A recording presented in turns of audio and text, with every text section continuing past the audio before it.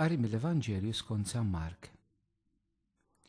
F'dak iż-żmien Ġesu wera ruħu lil-11 u qalilhom: Morru fid-dinja kollha, x'andru l-Evanġelju lil-ħolqien kollu.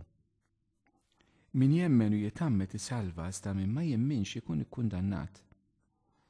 U dawn huma s-sinjali li jissieħbu lil dawk li jemmnu. F'ismi keċċu xjaten, jitkellmu bilsna ġodda, jaqbdu srib bidejhom, u jekk jixorbu xi xorb li jġib il-mewt ma jagħmilhomx ħsara. Iqedu jdejhom fuq il-morda u dawn ifiequ. U hekk il-mulej Ġesu wara li kellimhom kien imtella fis-sema u qgħad in-naħa tal-imin ta' Alla. Huma mbagħad marru jippritkaw kullimkien. Il-mulej kien jaħdem magħhom u jwettaq il-kelma bil-mirakli li kienu jsiru magħha. Din is-silta tal-Vanġelu eżisti li għal-eluq tal-Vanġelu skont San Mark. Hekk il-Knisja qiegħda tħabbarilna ix-xandarilna fil-kuntest li qegħdin niċċelebraw wieħed mill-misteri prinċipali ta' Kristu li huwa t-tluq tiegħu fis-sema, il-glorifikazzjoni s-sieħa tiegħu biex ngħidu hekk fih dan il-missier bil-qawwa tal-Ispirtu Santu. U hawnhekk għandna realtà sabiħa immens għaliex fil-waqt illi iċ-ċelebrazzjoni ta' dan il-misteru ta' Kristu glorifikat jista' jagħti impressjoni Ġesu tela s-sema qisu qiegħeb minn fuq dil-art, il-verità hija bil-maqlub. Dan il-Vanġelu huwa Vanġelu jurina kif Ġesu huwa ħafna preżenti fuq dil-art fl-aqda s-sieħa tiegħu mal-missier. U dan kif inhu preżenti huwa preżenti maqud ħaġa waħda mal-Knisja tiegħu. Eżistijaj. Maqud ħaġa waħda mal-Knisja tiegħu. Ekku nixtieq illi minn dal-Vanġelu propju jekk nisiltu din ir-realtà kif Ġesu huwa ħaj maqud mal-Knisja tiegħu. U aħna ma nistgħu qatt nifirdu l-Ġesu mill-Knisja u l-Knisja minn Ġesu. Hekk l-ewwel ħaġa li fiha din toħroġ hija propju kif Ġesu hawnhekk huwa miġbur madwar il-11. Ġesu wera ruħu lil-11. Hawnhekk għandna dawn l-apostli magħżula minn Ġesu illi għamlu mixja s-sieħa miegħu matul is-snin, għaddew il-mument tal-fraġilitajiet tagħhom diversi mumenti li fil-quċċata tagħha din il-fraġilità seħħet fil-passjoni ta' Ġesu meta l-kol min ċaħdu min bijaw min abbandunah. Imma hawnhekk il-mulej Ġesu naraw illi minkejja li għaddew minn din id-djufija, minkejja li laqqas li huma 12 il-grupp oriġinali, imma wieħed minnhom Ġuda huwa nieqes għaliex għamel suwiċidju. Qata' qalbu mill-ħnina Alla quddiem id-dnub tiegħu. Eżistijaj. Minkejja li anke jgħid il-komunità biex ngħidu hekk li hija fraġli, Ġesu ma jwarabiex, Ġesu jibqa' maqud magħha. U din hija l-ewwel ħaġa li aħna rridu nieħdu minn dal-Vanġelu. Ġesu jibqa' ma' komunità fraġli. Ġesu jibqa' ma' komunità dgħajfa. Ġesu jibqa' ma' komunità imkisra. Eżistijaj. Issa din il-komunità nistgħu nsibu lil nfusna b'mod personali fiha, tista' tkun il-familja, tista' tkun il-komunità reliġjuża tiegħek, il-provinċja tiegħek, il-komunità tal-lajċi tiegħek, il-grupp, l-għaqda, il-moviment, il-parroċċa, id-djoċesi, il-Knisja Universali. Li fit-tifri kollu li aħna jista' jkun hemm, Ġesu se jibqa' juri lilu innifsu lil dil komunità imkisra. U din hija l-ewwel ħaġa li lilna tant nisseltama fina xi kultant meta aħna nitkellmu minna nfusna, mill-gruppi tagħna, mill-laqdiet tagħna, mill-komunitajiet tagħna, mill-Knisja tagħna, mill-aspetti negattivi issa l-Knisja xi ħaġa tiegħi. Isna aħna rridu nkunu s-salvaturi tagħha stess, isna aħna jew nożżuha jew nwarbuha. Eżistijaj, Ġesu hawnhekk ma jagħmilx għażla li jgħid jiena m'iniex parti minn dik il-komunità li ċaħditni. M'iniex parti minn dal-grupp mhux maqud. Ġesu jibqa' jidentifika lilu nnifsu lilhom u jibqa' juri lilu nnifsu lilhom. Ma jagħżilx xi komunità oħra wara li jqum il-mewt, imma jagħżel l-istess waħda. U nerġa' ngħid din hija kelma ta' kuraġġ kbir għalina l-koll. Il-mulej jibqa' jażilni. Il-mulej jibqa' jagħżlek. Anke kien saċerdot li żbaljajt fil-ħajja tiegħek b'mod jew ieħor. Jekk kien ġenitur illi forsi ma konx eżempju tajjeb.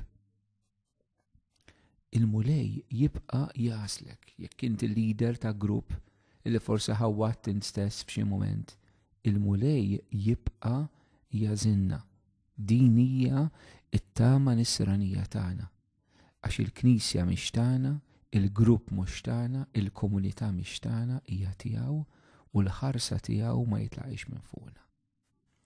It-tieni ħaġa li nkomplu naraw mela Ġesu juri lilu nnifsu l-11. It-tieni Ġesu jagħti missjoni lil-11. Eżistijej.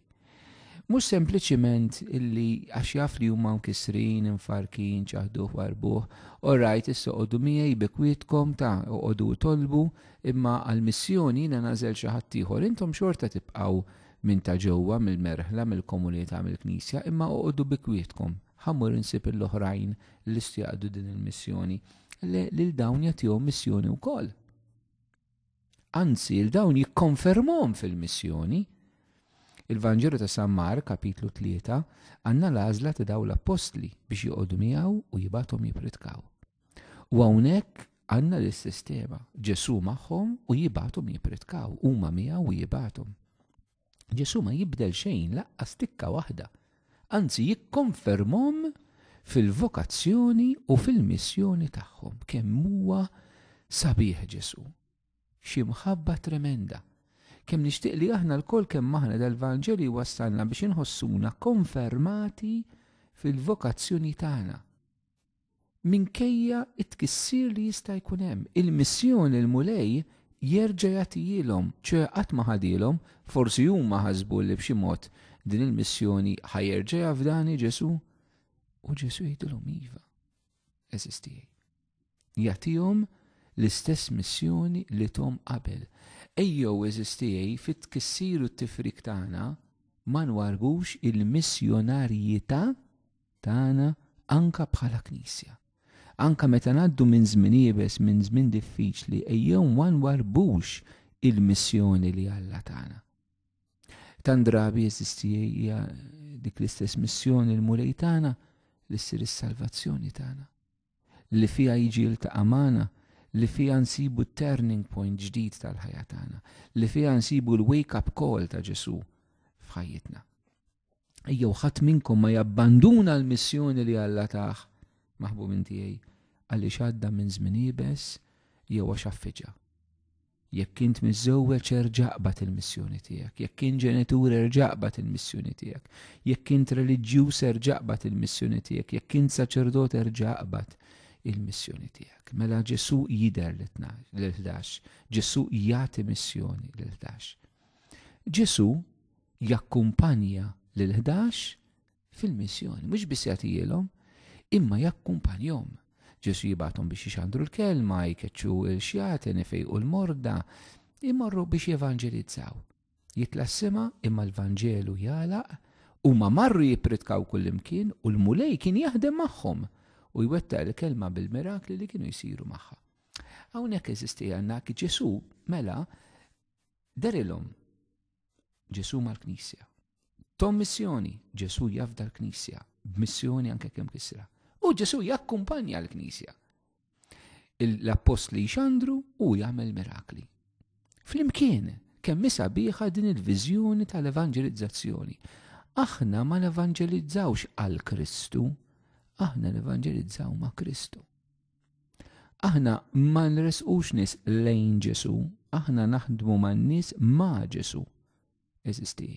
Aħna nxandru l-kelma u Ġesu jikkonferma iwettaqa kemm għandna bżonn li niftħu qalbna għal dan is-sens ħaj, għal din il-konvinzjoni profonda li Ġesu ħaj magħna llum. Xi drabi eżisti faċilment nħossuna waħedna isna li aħna rridu naħdmu għal Alla fil-Knisja minn kiedu fiha tagħna, aħna naħdmu ma' Alla kif jgħid San Pawl. Eżisti. U Ġesu anke llum hekk għadu jagħmel. Ġesu għadu mal-Knisja tiegħu. Xogħol il-Knisja, xogħolna l-missjoni tagħna hija li aħna nxandru il-kelma ta' Alla. la nżidu u laqas naqsu magħha. U mbagħad hu jikkonferma bis-sinjali tiegħu u l-mulej għadu ħaj u jibqa' ħaj u l-mulej għadu jagħti sinjali u jibqa' jagħti sinjali inkella nikkontradixxu l-kelma tiegħu.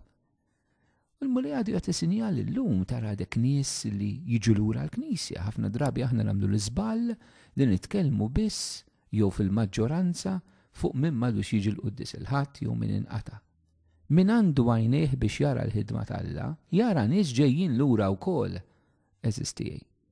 Jara nies qed jiskopru l-Ġesu mill-ġdid fil-ħajja tagħhom li sfortunatament ftit li xejn nitkellmu dwarhom dawn ħutna.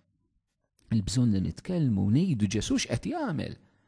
Għax ħafna drabi ngħidu n-nies x'qed jagħmlu ħażin jew x'mhux jagħmlu tajjeb, però ma ngħidux il-mulej x'qed jagħmel. X'inhu huma s-sinjali? Quddiem dal-Vanġelu nrid nistaqsi lilek. X'inhu huma s-sinjali li Ġesu qed jagħmel f'ħajtek, fil-komunità tiegħek, fil-ministeru tiegħek? U jekk daw is-sinjali int ma ssibhomx, mhux għax Ġesu mhux qed jagħmilhom, imma x'inti għamalihom. U jista' jkun li dal-Vanġelu huwa sejħa l-konverżjoni biex aħna niftħu għajnejna għas-sinjali ta' Alla. Għandna sinjali f'tant awmenta movimenti, għaqdiet, konverżjonijiet, mirakli u fejqan li l-mulej jagħmel, nies li jiġu lura, vokazzjonijiet ġodda. Dawn huma kollha s-sinjali l-mulej jkompli jikkonferma jwettaq.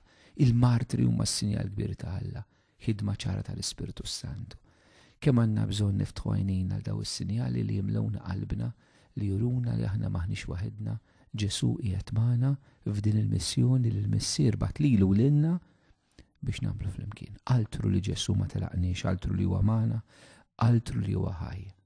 Ġesu ħaj fil-Knisja tiegħu, Knisja li hija 11 simbolu ta' tifrik, Knisja li għatija missjoni anke jekk tista' tkun infarka f'xi mumenti, Knisja akkumpanjata mill-qawwa tas-sinjali ta' Kristu fi żminijietna minkejja tufija tagħna. Jalla del-kelma eżistijaj verament tibnina mill-ġdid u tina l-qawwa biex aħna nibqgħu mixin fis-sejħa tagħna ta' nsara u evanġelizzaturi ma' Kristu fid-dinja tal-lum.